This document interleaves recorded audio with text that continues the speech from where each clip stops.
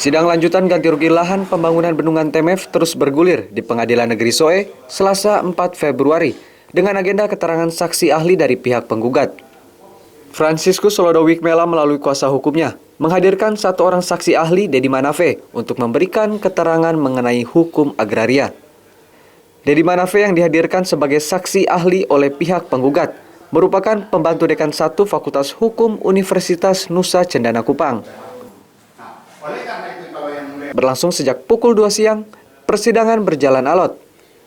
Debat antara saksi ahli dengan kuasa dari pihak tergugat pun tak terelakkan. Sebagai saksi ahli, Dedi Manafe menegaskan bahwa sejak Indonesia merdeka, tanah ulayat sesungguhnya telah diakui secara administratif. Sedangkan pengakuan secara politik ketatanegaraannya telah dilakukan sejak 18 Agustus 1945 ketika pengesahan Undang-Undang Dasar. Nah, untuk melihat tanah ulayat atau tanah adat dalam sebuah struktur masyarakat adat ini kan tidak mudah. Nah, bagaimana kalau tanah adat seseorang itu atau tanah adat si A, si B kemudian telah terjadi pengesahan oleh negara? Apakah itu artinya identik dengan negara telah mengakui tanah adat yang telah disahkan seperti itu? Sesungguhnya yang namanya tanah ulayat itu semenjak Indonesia merdeka sudah diakui.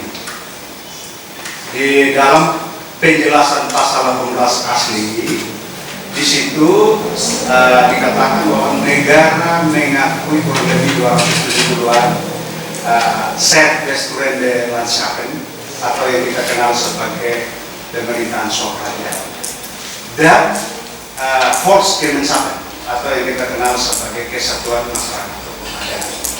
Yang kemudian ketika amandemen itu di bahasa penjelasan itu diover ke pasal 28I menjadi norma, menjadi konstitusi secara normatif di mana negara mengakui hak asli dari masyarakat. Nah, jadi itu kita bicara dulu. Dalam konteks relasi rakyat dan negara sudah mengakui semenjak Indonesia merdeka.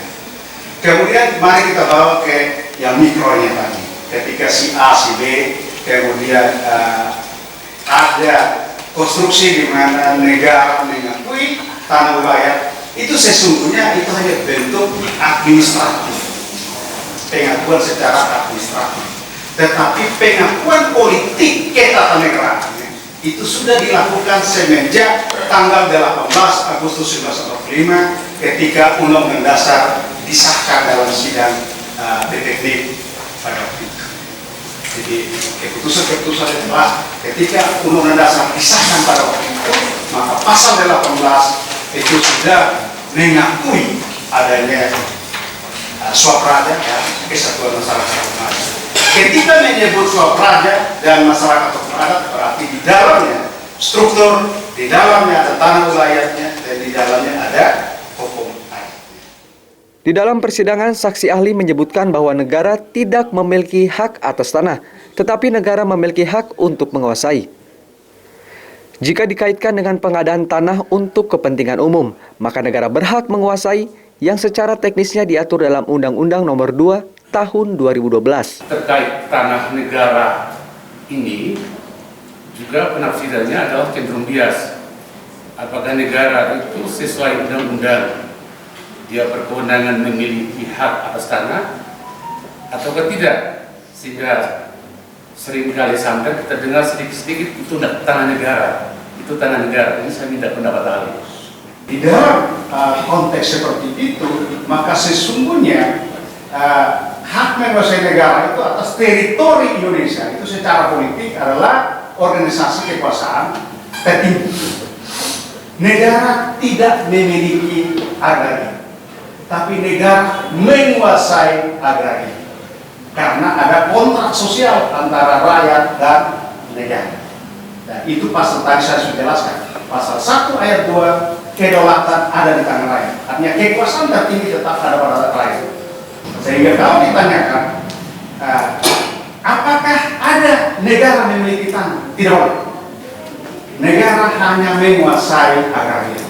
Kalau negara mau memiliki tanah, maka dia membentuk itu yang nanti ada di pasal 33 ayat 2 junto ayat 3, yaitu hajat hidup orang banyak dikuasai negara. Bentuknya apa? Cabang-cabang produksi. Bentuklah badan usaha milik negara dan badan usaha milik daerah. Sebagai korporasi, sesuai dengan undang-undang membolehkan dia memiliki hak atas tanah. Itu kaki tangannya negara untuk menyelenggarakan kemakmuran rakyat. Tapi negara secara langsung tidak boleh memiliki hak atas tanah. Kalau ada undang-undang yang mengatakan bahwa negara memiliki tanah, hakikatnya itu bertentangan dengan konstitusi. Persidangan berjalan alot. Pertanyaan demi pertanyaan dilontarkan kepada saksi, baik dari pihak penggugat maupun dari 4 kuasa pihak tergugat. Usai berjalan selama 4 jam, persidangan akhirnya ditutup. Persidangan akan dilanjutkan pada 11 Februari mendatang dengan agenda pemeriksaan saksi dari tergugat 1 PT Nindya Karya. Clemens Funit, FB TV, melaporkan.